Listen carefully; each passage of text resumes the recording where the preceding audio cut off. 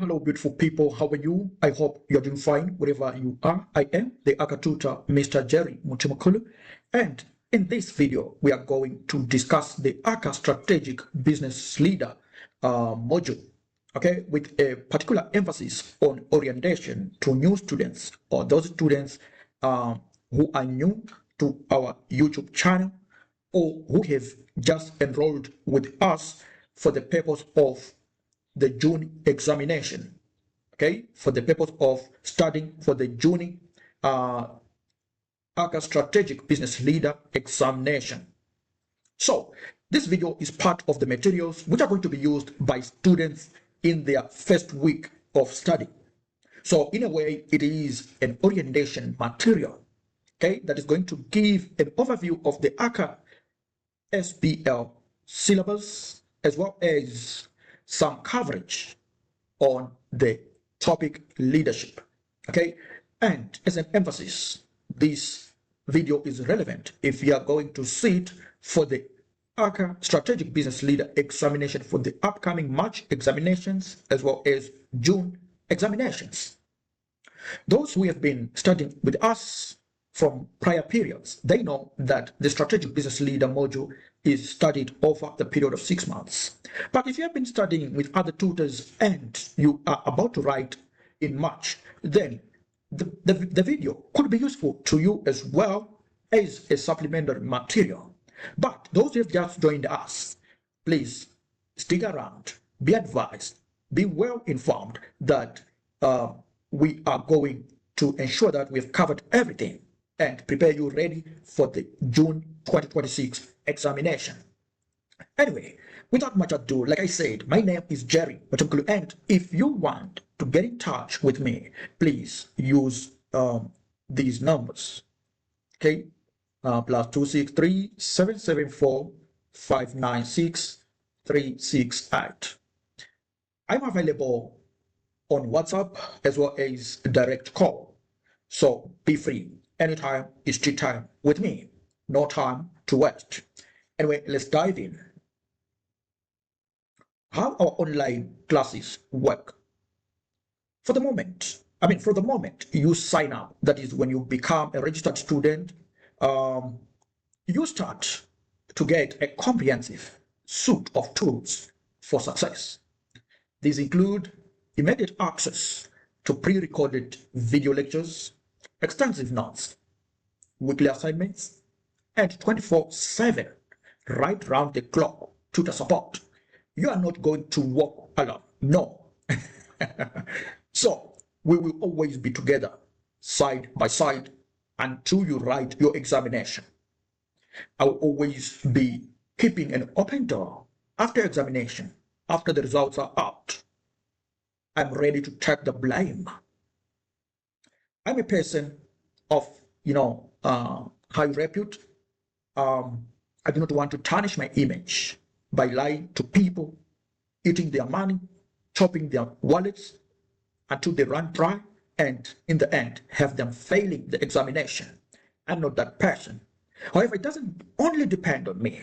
It also has to depend on you. So we need to complement each other's efforts to ensure that the result in the end is desirable. Our structure is designed to build your knowledge consistently because in the Strategic Business Leader exam, consistency beats cramming. It is not an examination where those cramming wizards always get away with it. In this examination, the examiners would want to know if you know your thing, if you know how to apply your knowledge. So it doesn't stop at the accumulation of knowledge alone, but the utilization and the synthesis, the synthetic application of that knowledge. So what are the expectations? What are we expected to do as students? We are required by examiners to think commercially and strategically, applying knowledge to real-world business scenarios. So let me just explain commercial thinking, because we might take the point for granted and end up being surprised with a 47% after the results are out.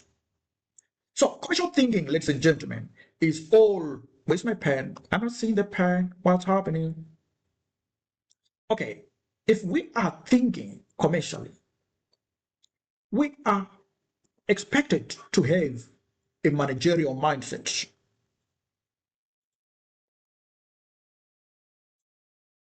Okay, managers are people who ensure things are done through other people. Okay, they make sure that the work is done, but through other people. All right, they ensure that by the end of the day, the business has to make a profit. They are the people who ensure that the company continues to run, even if things are so bad. That's the manager, isn't it? However, you do not stop at the manager level. You also have to think strategically. While the managerial perspective is in the short to medium term, the strategic business leader has to think from the medium to longer time. All right. So you need to be able to make short-term decisions, but not at the expense of longer-term decisions. In that way, you will be said to be thinking commercially and strategically. Number two, you should or you are required to demonstrate professional judgment and ethics or ethics in whatever you are required to do in your examination. After reading the scenario, you should then think of ethics and apply some professional judgment to the issue. When you are talking of professional judgment, these are not careless judgments. You need to give some careful thought over it. So you should be able to demonstrate professional judgment and ethics writing as a senior manager or advisor, not just a student. The problem is when we enter into an examination, just because we are students, we still continue to think as students. If we are still in that category, then we should not be surprised to get a 36% after sweating throughout the examination process. So what am I saying? Please, you need to forget that you're a student. Start to think like a manager, a senior manager for that matter. Point number three, practice crafting integrated answers that span multiple syllabus areas to provide holistic advice.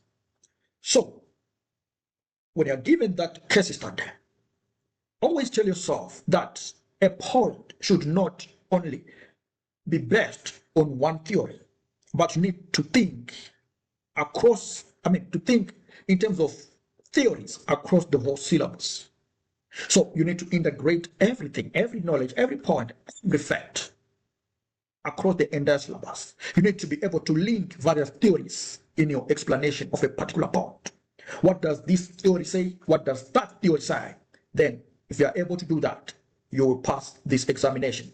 Last but not least, you are required to focus on the quality of your thinking and advice, as marks are awarded for insight, not memorization. So once you lay out your points, or you are about to lay out those points, please think over them. Don't just ramble. Don't just ramble everything you know. No. You need to ask questions, deeper questions. Am I making sense? Am I explaining something that is worth of managerial attention? Do not just scribble off. If you show some attitude to the examiner that you are tired and you just want to finish the examination and move on, oh yes, you will donate and donate until your wallet runs dry. You won't cross over. So this is what we are saying, ladies and gentlemen. We need to move. We need to be of mature orientation. Now, overview of the ACCA SBL syllabus. The SBL syllabus is structured around 5 integrated capabilities. Leadership, that's the first one, okay, with the plan. So first area is leadership, then governance, strategy, risk, and technology and data analytics. But by the way, you are not required to be an expert in using certain analytics tools like Python, Tableau, or Power BI.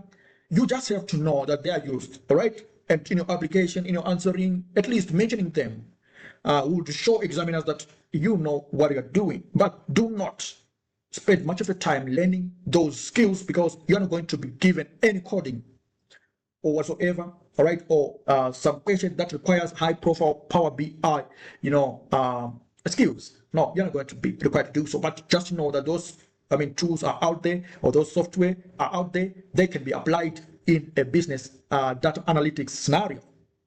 Okay, so your understanding will be tested through tasks requiring you to demonstrate ethics and professionalism, commercial awareness, we talked about this, and communication skills. Remember, the tone matter. The tone matters. Okay. All right. We have talked about these capabilities, but here we need just to explain a little bit about them. Okay. Because if we simply say that you will be required to know, to exhibit some skills in governance or in leadership, somebody might be confused. They say, what then are we talking about? So let's start with the explanation on leadership. Leadership is there to inspire and motivate teams towards organizational goals. So there is an aspect of influence, because when we are inspiring and motivating, we are actually influencing. So a leader influences people or others to achieve the organization's goals. So you will see that whilst management has something to do with hierarchy, in leadership we are talking about influence. We need to influence others so that they follow a particular path. Do you have that skill to influence others, regardless of the fact that you are a junior? By the end of the day, you would present yourself as a leader, and certain managerial appointments will come your way if you are having capabilities to inspire and to motivate others, that is, to influence others or teams. Therefore, you would be a leader and ultimately a manager. All right. Among managers, there are people who are only managers and not leaders. Okay, this is why we then need somebody with a leadership capability to lead them, and this person will become the chief executive officer. It doesn't mean that he has got qualifications which are greater than others. No. The rest of the managers, for example, at a university, the rest of the managers might be having PhDs, might be professors, but among them, there will be a professor who can lead, and that person becomes a chancellor or vice chancellor. Are we together? Why? Because that person would have exhibited leadership skills. So to pass this paper, ladies and gentlemen, you need to exhibit these skills, leadership skills. The second capability you should satisfy is governance. Okay? You need to ensure that they are robust and ethical managerial frameworks that are at play within an organization. All right? So, for the purpose of this syllabus, governance entails that organizations or establishment, commercial or business entities have robust and ethical managerial frameworks which they are utilizing. Then there is an aspect of strategy. Strategy ensures that or shapes the long-term direction of an entity for sustainable advantage. Not only the longer term direction, but also with some sustainability DNA. So you might be given a scenario, and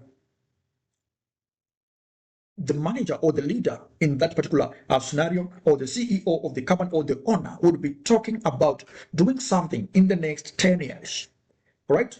He's thinking strategically, but that's something they want to do. Is it for the betterment of the society or the future generation?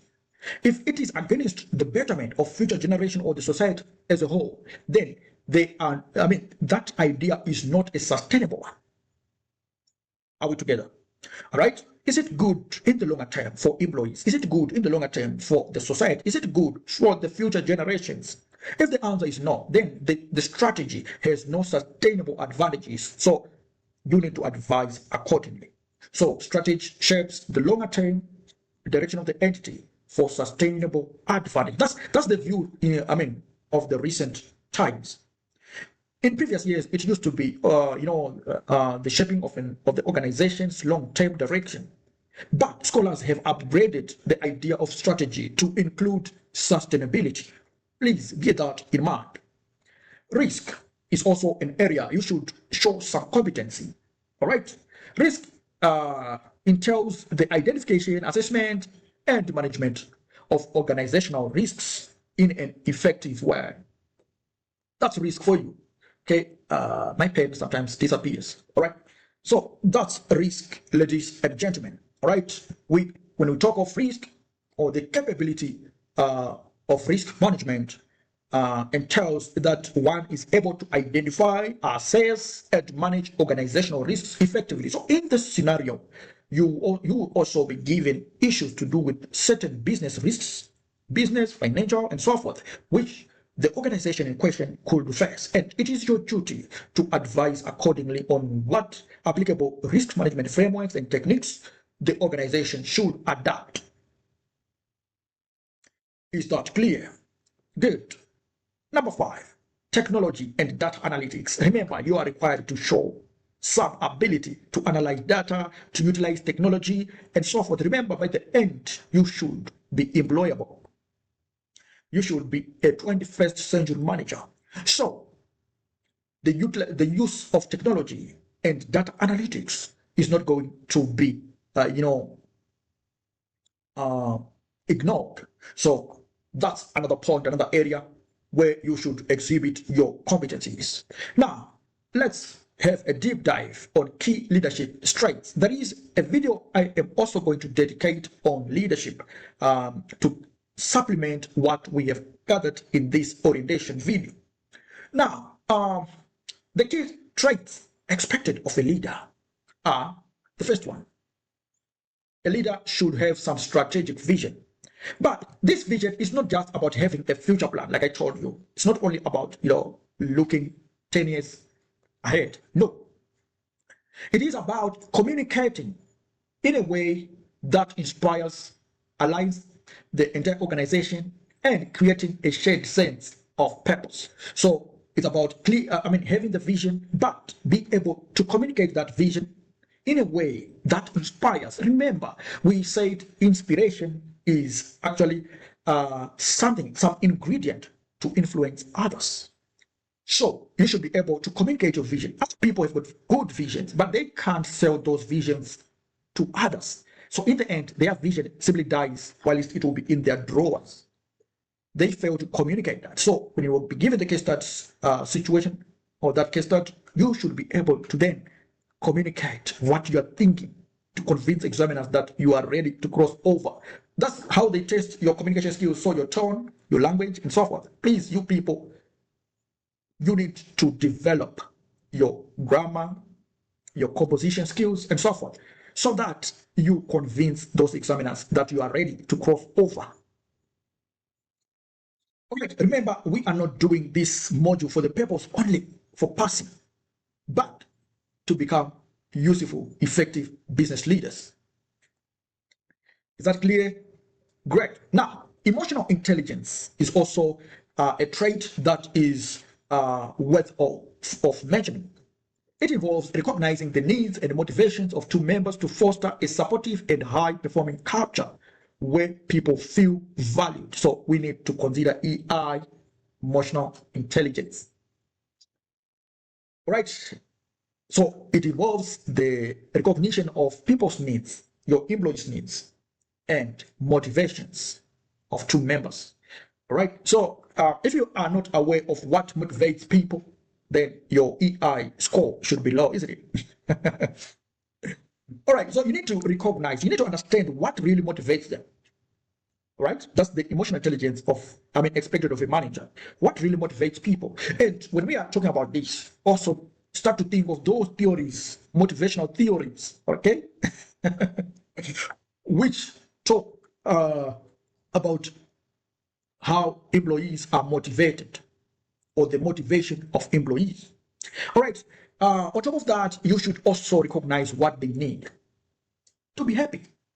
All right, good.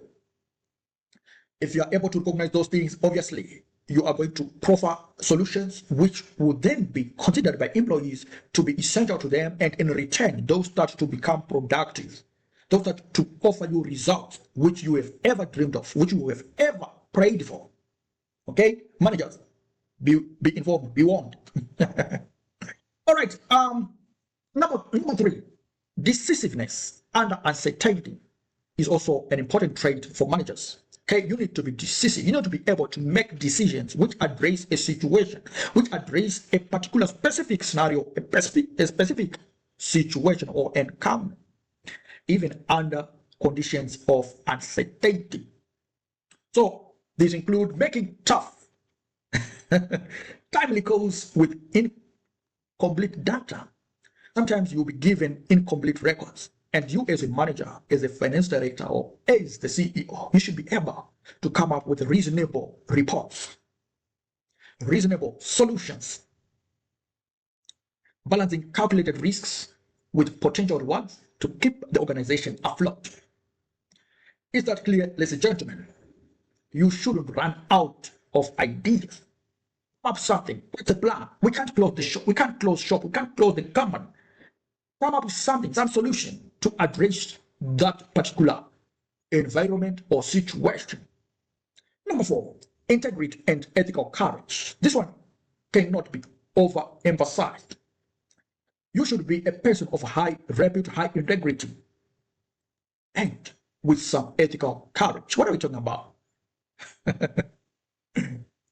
Integrity and ethical courage are the bedrock of trust, ensuring that all decisions are made responsibly and can stand up to scrutiny from stakeholders and the public.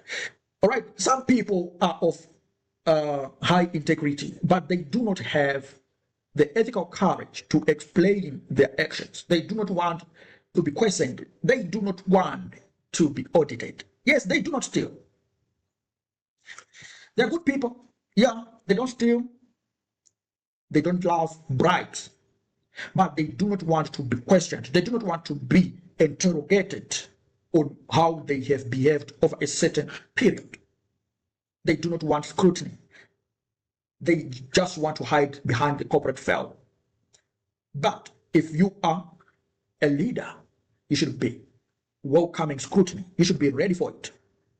That's the modern day leader.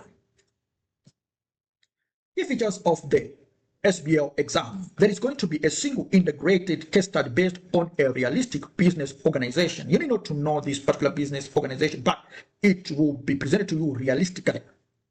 It will be a real business scenario, but not really an existing company. It will be a hypothetical company, but presented in a real business environment. So you are going to be given an existing business industry, not an out of this world industry. Okay, it will be a real industry. We're not talking of reality or realisticity. Okay, when you're talking of reality, we are simply talking about an environment where an average individual, an average ACCA student would understand, no matter where they are located, be they in Afghanistan, Iran, China, the USA, Zimbabwe, or South Africa. That business environment would be is a general view understood by anybody. It is so. This is why we are saying it's a real business environment. It is not going to be so much sophisticated. Everybody would be able to understand. A reasonable person should be able to understand that industry. Is that clear, ladies and gentlemen? Right. So that's the idea there. Then, multiple tasks would be given, which would require completion. Okay, they have to be completed, such as writing reports, all right, memos, emails, and delivering briefings. You would be required to do those things. So the purpose of your study journey is to understand how to write executive reports or reports for executive audience or audiences. Memos, emails, and delivering briefings. You should be able to do that as a leader. Third, there is a combination of pre-seen information released before the exam and unseen updates provided on the exam day. So 2 weeks before, you will be given the this paper, right? You'll be given the paper, but on exam day there will be some updates to the paper, all right? And then the questions will also be given on that particular day, the exam day. So in the pre-seal, you'll be given the scenario. You need to test yourself the possible questions which could be asked in that. Okay, but you won't be given exactly the questions that are going to come. So you'll be given the scenario alone, get acquainted to the scenario and so forth. But on exam day, that scenario will be updated with something else, and we do not know what that update will be. Maybe it will be a board meeting that occurred sometime the previous month to the exam day, and so forth. Anything could be put as an update to the scenario. So, lastly, there's going to be a strong emphasis on applied professional skills like ethics, okay, governance, and professional judgment. We cannot ignore these. We have already mentioned them, and it is your duty to ensure that ethics are always going to be of vital importance. Governance issues are also going to be considered, how companies are directed, aspects of corporate governance, and so forth. Please do not overlook those, because they are being emphasized by the examiner that they're always going to be present. Professional judgment is also going to be required, when we are saying that do not just make haphazard decisions or judgments to scenarios. You need to give some careful thought before you simply just write things. Okay, be able to make decisions or judgments as a professional. All right, do not look at an issue and accept it or reject it at face value. Give some careful thought. You need to exercise what they call professional skepticism. Some skepticism. Do not just accept a decision of another manager at face value. Analyze it, then have some critical thought over it. So how is this examination marked? Examiners look for a clear identification of issues, direct application to the case organization. Please do not rote learn, or do not just give textbook answers. Relate them to the scenario, to the specific organization in question. If it is a military organization, your answer should address a military organization. If it is a security organization, a private security organization, please tailor your answer to that. If it is a business in the fast food industry, make sure that you address, with that in mind. If it is an educational institution, always do so. Tailor it to the educational environment. All right, so you need to direct application. You need to ensure direct application to the case organization and balance, balance ethical recommendation. Okay, that's the the recommendation. You need to be balanced and give out some ethical recommendations. Not only recommendations which ensure profitability, but also which are ethical to the business environment and the profession as well. A professional tone and structure are crucial. Do not write like somebody who has not been taught the ACCA way. You should ensure that whatever you are writing, the tone itself should speak of a manager, a senior manager, not just anybody else. Obviously, generic answers are going to be your some evidence or some testament to your crumbling, right? Generic answers are not going to earn you any mark or any marks. Simply rewriting the case is also not going to help you out. Some people just copy and paste, or ignoring ethical considerations is also going to cost you the pass mark. If you simply just write and ignore ethics, my brother, my sister, you will be in for trouble. Your response must be tailored and insightful. Show some thought. Show that you were thinking, not just copying and pasting or just rambling. You will fail. Effective versus ineffective SBL answers. This is a very important part of the lecture, because we need to know what the effective answers look like and what the other answers also look. Let's look first at application. what examiners look for, the high pass, directly applies knowledge to the case study. If your answer directly applies knowledge to the case study context, then you earn your marks. Okay? You earn your marks. If you are addressing issues specific to the context, then you pass. But if you provide generic textbook answers with no link to the scenario, obviously you are going to fail. Ethics. If your answer integrates ethical considerations into the recommendations obviously are going to be required. In many of the questions, the recommendations have always come up, and students fail only because they do not include ethical considerations of their recommendations. That's when they fail. That's how they end up with a 47%. Always embed ethics in those recommendations. Now, these guys who fail, they ignore the ethical dimensions of the business. They simply just recommend and recommend, but failing to think. You need to say, however, there is need to look at A, B, C, D. Is that clear? Okay. Recommendations. A passing answer offers balanced, well-justified, and practical advice. When we are saying practical, we are simply saying it should be real and addressing the particular problem. It lays out the person who should be interviewed, the person who should be approached to address a particular problem, some sort of root cause analysis and solution giving, some problem solving skill. It should be practical to the issue, not just regurgitated from a textbook. It should be something addressing a particular situation. That's the quality of a recommendation. It offers some balance, which means you are not necessarily inclining on a certain side. You are trying to balance. Then on top of balancing, you then give some justification why you are saying that particular route is the best possible route the company could ever take.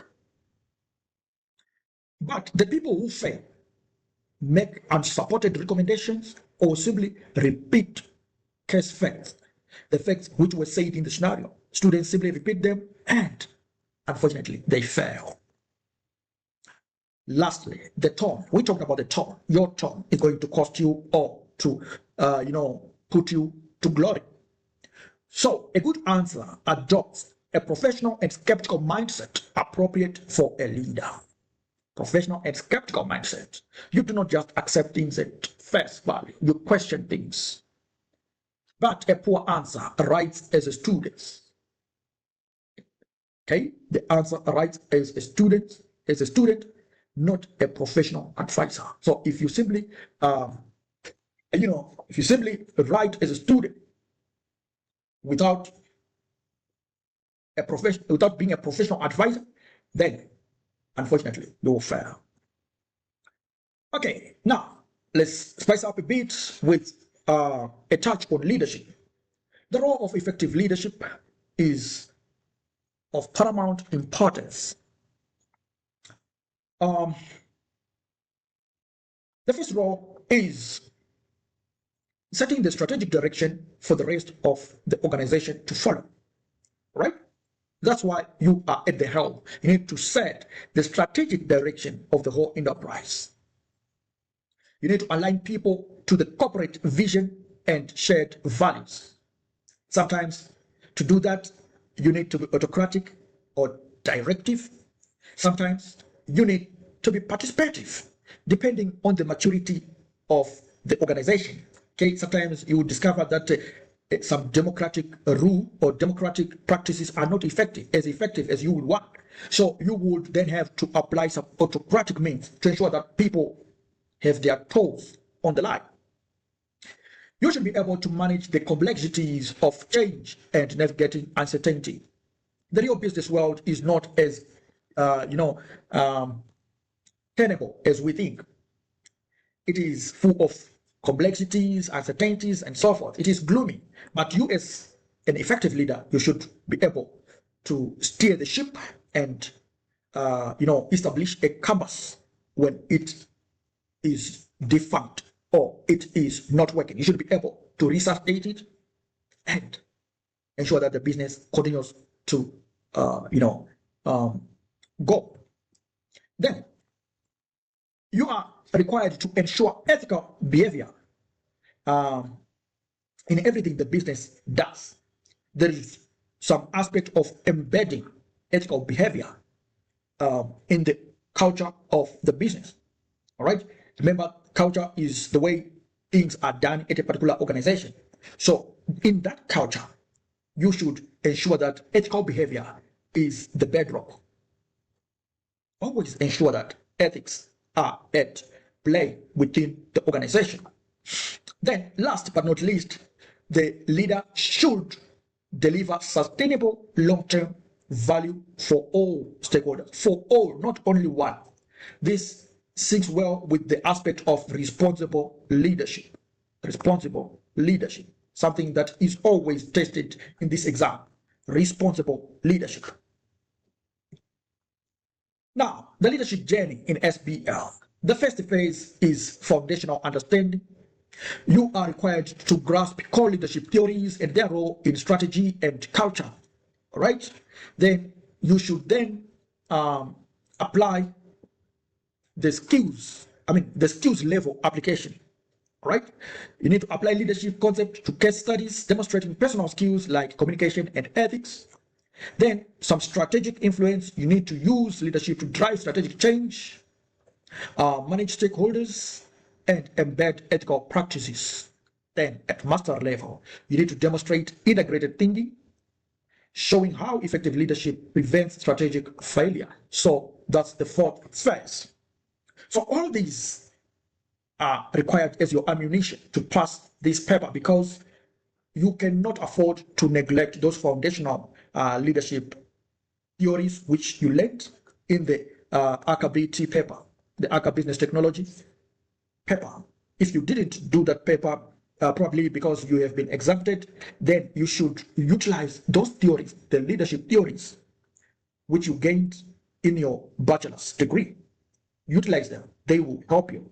Also, the skills application is going to be required. This simply means that those theories have to be then applied to a business case, right? Through professional skills like communication and application of ethics. The moment you start to bring ethics, you are exhibiting what is called skill application or skills level application. All right. And then when you then demonstrate those that knowledge to influence strategic change, you are as well showing that you are a leader ready to drive change in a strategic and sustainable way. Then lastly, as you are going to be tested, you need to be able to then apply all that knowledge, all those skills in an integrated way, in the integrated scenario, because the business itself in the real world at the top there is integrated.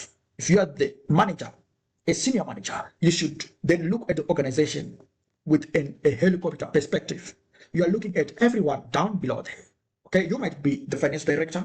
When you're looking at the company, at everybody down there, you are like watching from a helicopter. No matter that the people you are seeing are people, they are cleaners, or they are people who are doing bricklaying, if it is a construction company, or the people who are doing project management. All those people are under you. You are watching them from a helicopter view. So you need to then look from an integrated perspective, showing how effective leadership prevents strategic failure. Is that clear? Good. Just touch on these few areas related to leadership, just to accompany the orientation lecture. Right. So leadership in change management, how it contributes in change management. Leadership ensures that strategic change initiatives are championed, okay, by the officials at the helm, okay, to signal commitment and drive adoption. So when the tone at the top is so inclined to change, or is buying in the idea to change the status quo, then until then everybody else would follow suit. Okay, but if the leadership is naive, is doubtful, is not interested, then the guys, the operatives, are not going to change their behavior as well. So leadership is there to drive change by setting the tone at the top, right? So they are the change champions. All right. Leadership also plays a critical role in skillfully overcoming organizational resistance by addressing fears and communicating a compelling vision. Remember, we say that a strategic leader communicates his or her vision very well.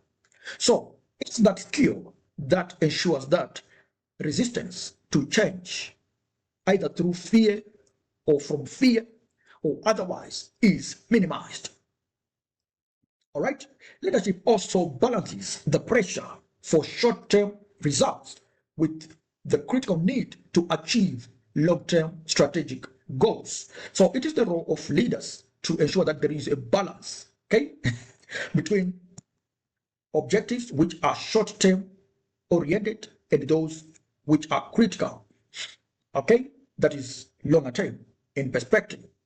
Lastly, leadership ensures that there is clear communication of the why behind the change to create a shared sense of purpose and agency, right? So the aspect of communication cannot be ignored. All right, let's see if we still have, oh my God, we still have got these guys. These are essential. We need to understand them. They've been in the syllabus for quite a long time, but they are always disastrous. Entrepreneurship versus intrapreneurship. SBL scenarios often test whether leaders enable or suppress innovation. Entrepreneurship focuses on external opportunity creation and risk taking, while intrapreneurship involves driving innovation within an existing organization, fostered by a supportive leadership and culture. So when we are talking of Indra, okay, when we are talking of intrapreneurship, we are looking inside the organization. This is inside or internal. But intrapreneurship, this one is external. Okay, all right. We are looking at the focus here. The focus in intrapreneurship here is external. But in intrapreneurship, then the focus is within. Okay. So both could lead to opportunities for growth. But the focus in the former is on the external environment. We are looking at opportunities in the external world. But in intrapreneurship, we are looking at opportunities from within. Like, for example, opportunities which could be garnered if our employees are given the headroom, enough headroom to innovate. If they are given the flexibility to think outside the box, then we are practicing intrapreneurship. But if you are only looking at those possibilities, like for example, through mergers and acquisition, we are only doing what is called intrapreneurship, but not intrapreneurship. We are only doing intrapreneurship. Okay, that's it, ladies and gentlemen, isn't it? Okay, ladies and gentlemen, the other critical area we should talk about from the mainstream leadership theory is the aspect of governance and ethics. It is still part of leadership theory, but with a little dedication. There is need, ladies and gentlemen, for managers to set the tone at the top in order to establish a culture of integrity and ethical conduct throughout the organization. So leaders are required to be exemplary so that those beneath them will follow suit. They should show some commitment that they want a certain lifestyle, they want a certain change in mindset by being exemplary themselves so that the juniors will follow. There is also an aspect of upholding and embedding corporate governance principles to ensure oversight and accountability. Within these institutions, there is need to uphold and embed best practice corporate governance practices or principles, okay, to ensure that the organizations are run smoothly and in a sound way.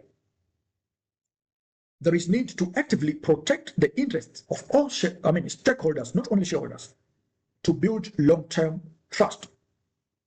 Last but not least, there is need to ensure transparency and accountability in all business dealings and communications. That's the content, ladies and gentlemen. That's the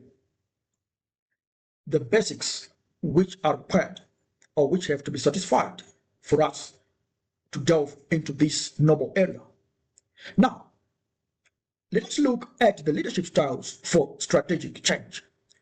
Leadership styles for strategic change. Remember, we said an effective leader would ensure that the process of change is well managed through effective communication and so forth.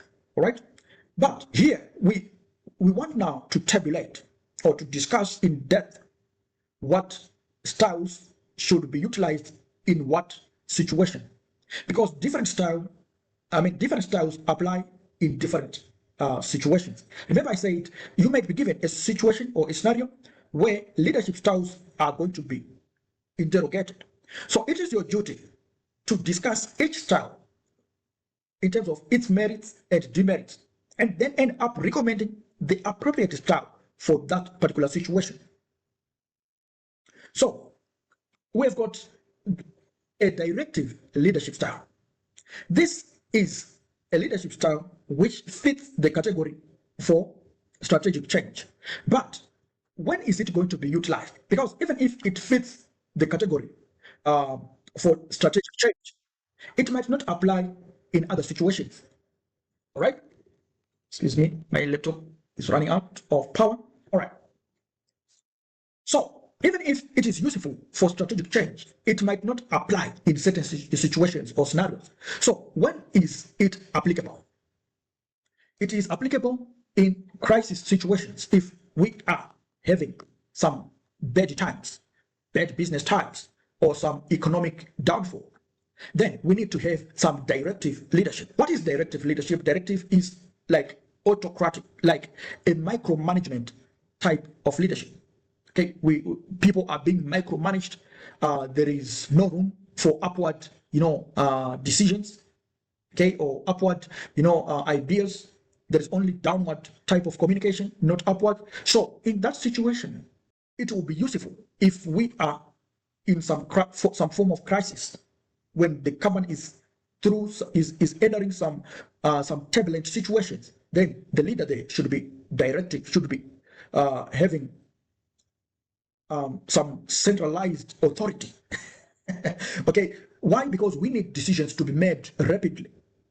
Okay, decisive actions. There's no time for consultation, no room for consultation. The company is about to close, so some autocratic stance would be, welcome in this situation.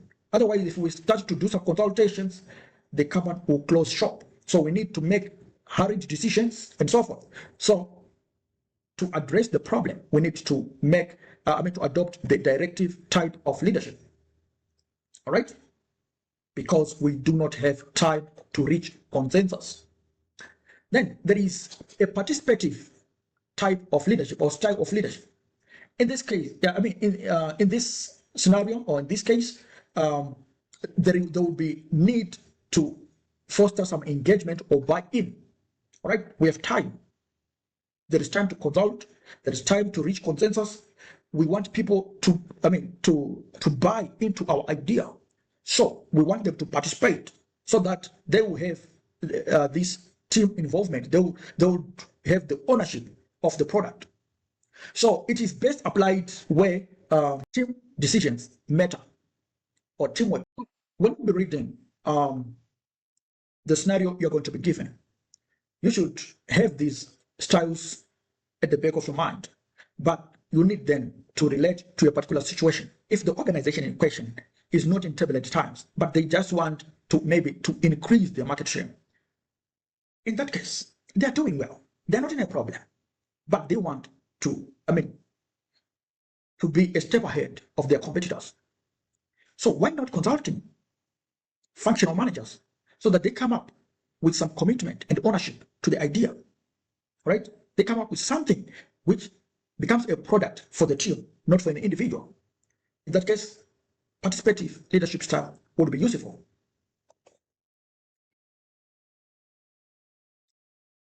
Then, transformational. Okay, in a transformational leadership style, the justification should be, okay, the justification should be that there is going to be a major strategic change. The idea would be to inspire and motivate the organization to achieve a new and ambitious vision. Here, please bear in mind, transformational could be both directive and participative. But the idea here is that the pushing factor for the transformation would be to further some non-ordinary ambition. All right? The idea here is to inspire, right? Is to inspire and motivate everyone. So when we are inspiring and motivating, you are not purely directive, but in a way, you are standing out to be the leader, yes, but you are also encouraging the people to participate, to see what you are thinking. All right? But you do not stop there. You need to, to establish a sense in them that there is a requirement for a leap forward, not just a strong forward, but a leap, a giant leap. So, transformational is required where there is going to be a radical change, a major strategic change or strategic direction. Perhaps we were only distributing our offerings in a larger city, but we now want to go national. We're doing these distributions in Harare, but we then want to supply the whole of Zimbabwe, all the cities in Zimbabwe. That's an ambition. All right. So you will see from the scenario to see, okay, fine. The people have been sedentary. The people have been dealing with a few customers and so forth. And their their annual profits has been within the range of 100,000 to 120,000 over the past 5 years or 6 years. But now, following a certain board meeting or following a certain training, the CEO is now of the view that they could reach 1 million in the next 3 years of annual profits. That's a major leap. That's a big ambition, isn't it? Okay, fine. So what then required is now a transformational. A transformational leader is less of a directive leader and less also of a participative. But this could combine to then come to a transformational one. He takes consideration of other people's views, but at the same time, he directs the motivation. He is to inspire, inspiring to some, in a way, establishes the inspirer and the inspiree, the inspirer and the inspiree. There is somebody who is identified to push emotion. All right? But in a participative way, he listens to other people. So this is why I say this is a combination. So basically, okay, or in conclusion, this transformational, leadership banks on emotional influence of the leader over the subjects or over the employees. So, a deep analysis on transformational leadership would actually single it out as some form of glue that binds both the directive and participative leadership styles. It's like a glue, or let me just say some missing link between the two. So in a way, it integrates the two, directive and participative leadership, into something meaningful. Transformational leadership on its own like I said, it is hinged on emotional influence of the operatives. Here, like I said, the leader is not only interested in having results through compliance, but it is having results with emotional touch. All right, good. There is an ambition, agreed. But on top of the ambition, the results to be achieved have to come through inspiring and through inspiration and motivation of the organization. Now, transformational leadership doesn't work in isolation. It has got some little bits, it is a little bit of directive leadership. Remember, there is need for defining the vision and communicating it. But the way the communication is going to be garnered is through some sense of salesmanship. Okay? There is need for some salesmanship such that the transformational leader has to communicate nicely the idea so that it is accepted and implemented. So that one then talks of participation. All right? It angers the idea that both participation and directive or direction is necessary. The leader defines the vision. Then, after defining the vision, he has to sell the idea. That's participative, isn't it? That's participation, right? But there is need for the vision should talk of a giant leap, some ambition to be satisfied. So, in a way, the integration comes through the the use through combining the two. All right, the directive leadership style and participative. But now, the other issue that comes with transformational leadership is meaningfulness. Without transformational leadership, directive leadership style becomes an issue of just giving orders, as in the military. Okay? You give orders, and people by the end of the day, they won't listen to that unless we are in some sort of crisis situation where there is no way out but to follow the orders. And employees would see that there was nothing else the manager could do but to give the order so that the company would survive. So, in a way, transformational leadership uses some form of directive, or directional leadership, where the leader himself has to direct the vision, has to define it. All right, be able to say, here is the vision which I want you guys to follow. But the way he's going to communicate that is through participation or participative leadership, where he has to sell the idea to the people and the people have to buy it. So participative leadership without the combination or without some idea of transformational leadership would then become a village man's talk, or a roadside show. Some endless discussion. All right. So in a transformational leadership, it is not like that. Why? Because the vision is well articulated and ideas are sought in such a way that everyone is inspired to leave the boardroom and go to work and bring results. So transformational leaders do not only encourage talking. Why? Because there is an ambition that has been put as a target, and everyone has to pursue the objective in a coherent and integrated manner.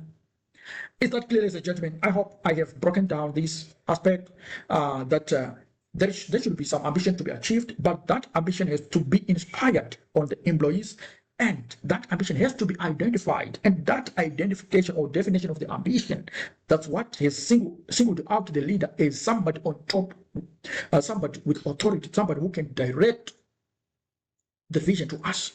But the way he's directing it to us is in a marketing way, so in a participative manner. Is that clear, ladies and gentlemen? If you are happy, please give me a thumbs up so that I'll know where if I have satisfied you in some way. Right. That said, I think we have to conclude the video here. So you must begin your journey by diving into the pre-recorded lectures for week 1, familiarize yourself with the course materials, and start thinking about how leadership principles apply to the world around you. Your path to becoming a strategic business leader starts now.